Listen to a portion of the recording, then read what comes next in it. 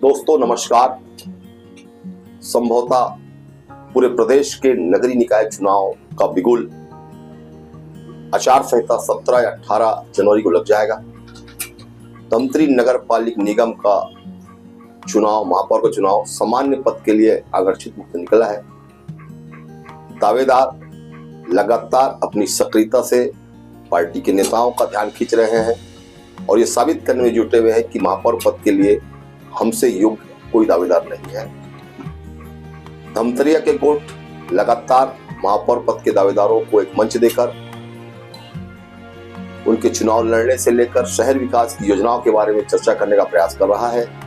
इसी कड़ी में आज हमारे साथ डॉक्टर विथिका विश्वास पहुंची है।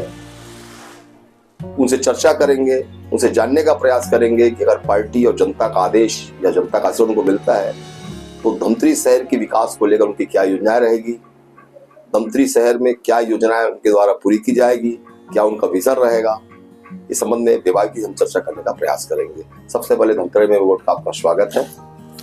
बहुत बहुत धन्यवाद।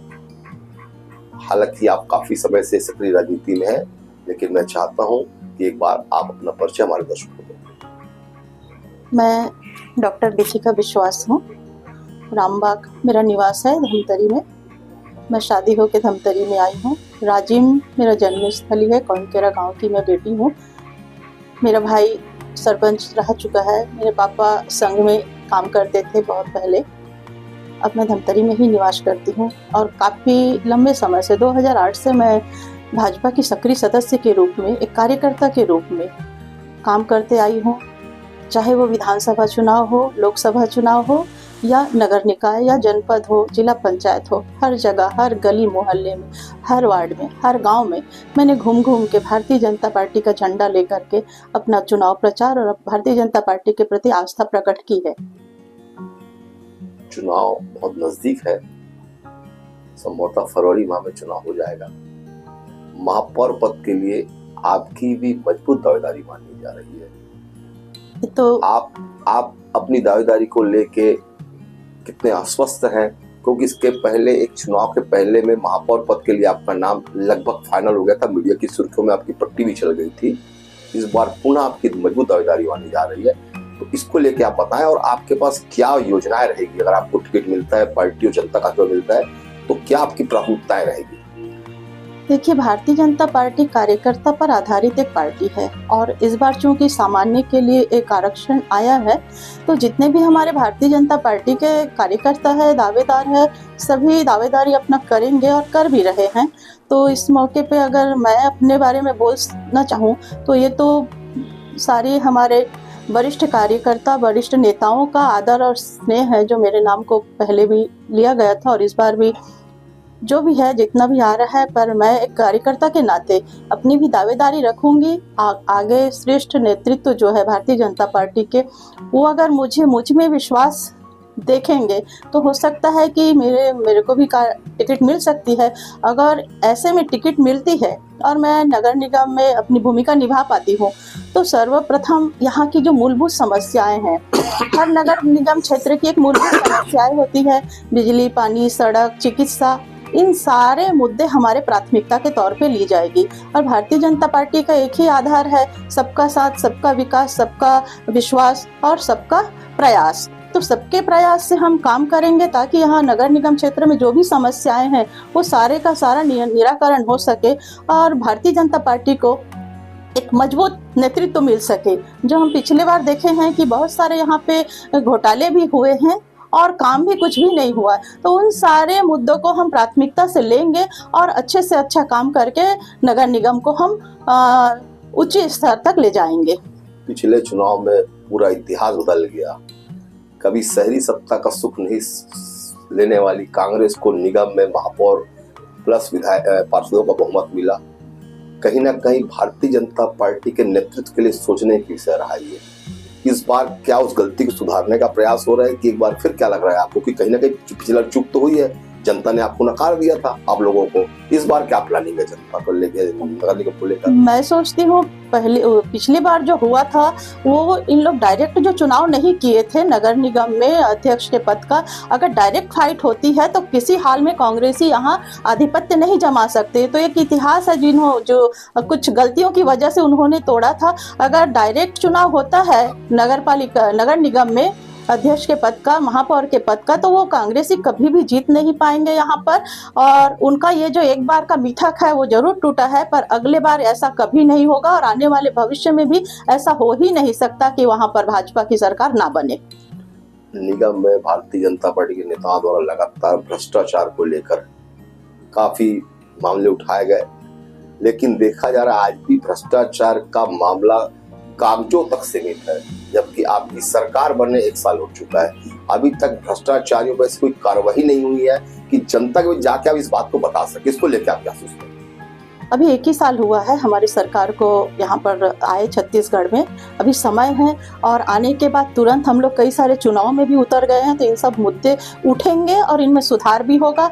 जो भी अन्याय यहाँ पर हुआ है निगम क्षेत्र में, उन लोगों को सख्त से सख्त कार्रवाई भी होगी, उनकी गिरफ्तारी भी हो सकती है और आगे आने वाले साल में ऐसा ना हो, ये हमारी सरकार पुरजोर से प्रयास करेगी कि जो भी यहाँ भ्रष्टाचार हुआ है ऐसा पुनरावृत्ति ना हो उसकी, और जो किए हैं उनके ऊपर भी कुछ न कुछ कार्रवाई होगी। और आप देख भी रहे हैं कवासी लखमा के ऊपर जो हो रहा है, ऐसा शायद यहाँ भी हो। मंत्री होने की संभावना है? बिल्कुल बिल्कुल हो सकता है। हमारी सरकार आएगी तो इन सब पे छानबीन होगी और जो भी भ्रष्टाचार किए हैं उनके ऊपर जरूर गाज गिरेगी। मैडम, आप मंत्री नगर पालिका हो या नगर निगम हो, अभी तक भारतीय जनता पार्टी का भी कब्जा रहा है, सिर्फ 5 साल को छोड़ दे, लेकिन आज भी लोगों की भावनाओं के अनुरूप धमतरी का विकास नहीं हुआ है। लोग आज भी मूलभूत सुविधाओं से वंचित है। आपको ऐसा कहां पे धमतरी की मतलब भाजपा नेताओं में कमी रही कि लोग आज भी मूलभूत सुविधाओं से वंचित है? पानी भर जाता है, आप देखते हो ड्रेनेज सिस्टम 50 साल से भारतीय जनता पार्टी शासन करी, लेकिन आज भी शहर का ड्रेनेज सिस्टम नहीं सुधर पाया है। इसको लेके क्या मानते हैं आप? देखिए, कुछ तो भौगोलिक परिस्थितियां भी होती है जिसे हम दूर नहीं कर सकते चाह के भी, और उसके लिए बहुत मेट्रोपॉलिटन जो सिटी होती है वहाँ भी, हम दिल्ली मुंबई में भी देखते हैं कि इस तरीके का विकराल परिस्थिति वहाँ भी जागृत होता है। तो धमतरी की जो समस्या है, और कुछ तो समस्या ऐसी भी होती है जब हम सत्ता में होते हैं तो निगम नहीं मिलता, निगम मिलता तो हमें सत्ता नहीं मिलता। वैसे ही विधानसभा में अपने साथ होता है, जब हम विधायक यहाँ चुन के लाते हैं कि कुछ डेवलपमेंट करे, विकास करे, तो वहाँ हमारी सत्ता में नहीं आ पाते हम छत्तीसगढ़ में। तो ऐसे ही कुछ धमतरी के साथ भेदभावपूर्ण रवैया तो नहीं कह सकती, पर दुर्भाग्य ही कहूंगी कि एक साथ दोनों जो डबल इंजन की सरकार होनी चाहिए कि वहाँ राज्य में भी हो और यहाँ निगम में भी हो और विधानसभा में हो, वो हम चूक जाते हैं। इसीलिए शायद कुछ हमसे गलतियां भी हो जाती है। तो ये जो है गलतियां पुनरावृत्ति नहीं होगी। अगले बार हमारा भी विधायक होगा, सांसद है अपने, और निगम क्षेत्र में भी हम बैठेंगे तो ये सारी समस्याओं का निराकरण होगी, मुझे उम्मीद है। गुटबाजी की बात करें, भारतीय जनता पार्टी काफी अनुशासित पार्टी मानी जाती है, लेकिन देखा जा रहा है कहीं ना कहीं भाजपा में भी गुटबाजी की खबरें आम हो चुकी है। आपको लगता है कि भाजपा में कितनी गुटबाजी, और गुटबाजी से क्या पार्टी को नुकसान हो रहा है? इसे आप गुटबाजी ना कहिए, क्योंकि भारतीय जनता पार्टी जो है वो संघ का एक शाखा है और शाखा में गुटबाजी नहीं होता, गठशाह कार्यक्रम होता है, गठशाह बैठकें होती है। वैसे यहाँ पे अलग अलग विचार वाले हैं जो गठशाह अपनी बैठकें करते हैं, अपने विचार रखते हैं, और हम मानसिक तौर पे एक साथ काम करते हैं। जहाँ भी देखेंगे आप, हमारा मेजॉरिटी हमारी होती है, हम एक साथ बैठते हैं, काम भी करते हैं। वो गुटबाजी नहीं है, परस्पर एक विचार विनिमय है जो हम अलग अलग स्थानों पे बैठ के करते हैं। भारतीय जनता पार्टी के आज जिस स्थान भारतीय जनता, उसमें आरएसएस की बड़ी भूमिका मानी जाती है। जी हाँ, आप संघ के काज से जुड़ी हुई है, संघ के विभिन्न पदों पे आपका दायित्व आप निभा रही है। आप क्या मानते हैं कि संघ और भाजपा के बीच कौन सा रिश्ता है? क्या भाजपा संगठन के संघ के बीच क्या तालमेल है कि तालमेल कुछ कमी आई है? कभी कभी अभी मोहन भागवत जी का एक स्टेटमेंट कुछ दिन पहले आया जिससे काफी साधु संत नाराज हुए और उन्होंने मोहन भागवत जी के भी खिलाफ बयानबाजी हुई है। कहीं ना कहीं ऐसा लगता है कि भाजपा और संगठन के बीच में दूरियां बढ़ी। क्या मानते हैं आप? जी नहीं, दूरियां नहीं बढ़ी हैं। आप ताज़ा उदाहरण महाराष्ट्र का ले सकते हैं। वहाँ पे जो अभी चुनाव हुए हैं उसकी सारी जिम्मेदारी संघ वालों ने भी उठा रखी थी, इसलिए शायद हम इतनी मेजोरिटी से वहाँ जीत पाए हैं। और घर का जो मुखिया होता है, चूंकि हमारा मुखिया हमारा संघ परिवार है, तो घर का जो मुखिया होता है कहीं भी किसी बच्चे में कुछ गलतियां देखता है तो वो कोशिश करते हैं कि उसको घर पे ही कुछ बोल के सुधारा जाए। तो हो सकता है कहीं हमसे थोड़ी बहुत चूक होती हो, तो हमारे जो मुखिया हैं सम्मानीय मोहन भागवत जी, वो हमें हिदायत देते हैं कि नहीं, पथ आपको ये चुनना है, ये नहीं करके। तो उसे हम अलगाव नहीं बोल सकते, हम एक साथ हैं और उनके दिशा निर्देशन पे ही भाजपा काम करती है और करती भी रहेगी। अभी आप वर्तमान में कौन कौन सा दायित्व आपके पार्टी का आपके पास है? देखिए, मुझे 18 साल हो गए हैं भारतीय जनता पार्टी में जुड़े। उससे पहले भी मैं भाजपा में बचपन से ही भाजपा का सपोर्टर रही हूँ, क्योंकि मेरा परिवार ही भाजपा का है। मेरा भाई खुद सरपंच रह चुका है कौंदकेरा में, मेरे पापा संघ में काम करते थे।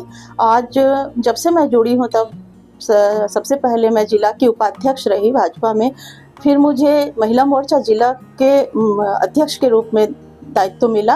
अभी फिलहाल मैं बेटी बचाओ बेटी पढ़ाओ की जिला संयोजक हूँ और जिला भाजपा में जिला मंत्री के भी रूप में कार्यरत हूँ।